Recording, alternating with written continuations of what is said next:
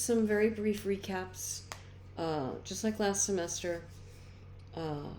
As always, I apologize for my breathing. The microphone always seems to make me sound like an asthmatic pug, but we'll all just deal with that. Here are the work files. Let's start with straightening the building. I'm going to show you some things I didn't show you in class. I'll make this quick. So here's the building. Here's the lockdown layer. I'm going to double click. That unlocks the layer, and it gives me the opportunity to name my layer. Always name your layers. So I'll call this building. Now, I am about to work destructively, and that's okay. But anytime I work destructively, I always make just a little extra. You don't have to do this. I'm just telling you best practice, and if you ever do work destructively. So here's my building. It's unlocked. Let me show you a way to straighten it out, a different way than what I showed you in class. There are always different ways to do anything. We'll start with the crop tool.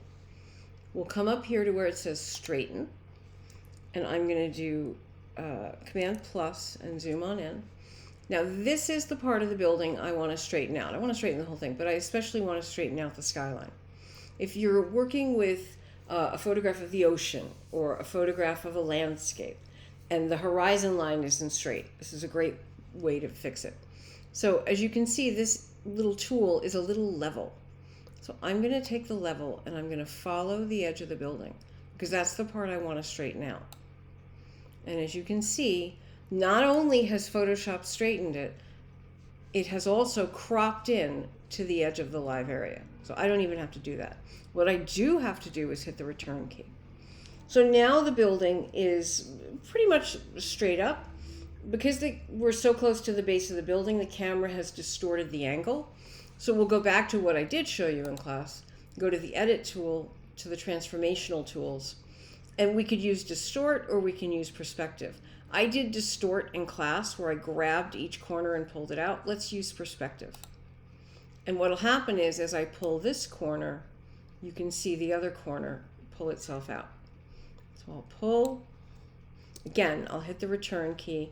I'll come out of the crop tool, move to the move tool up there.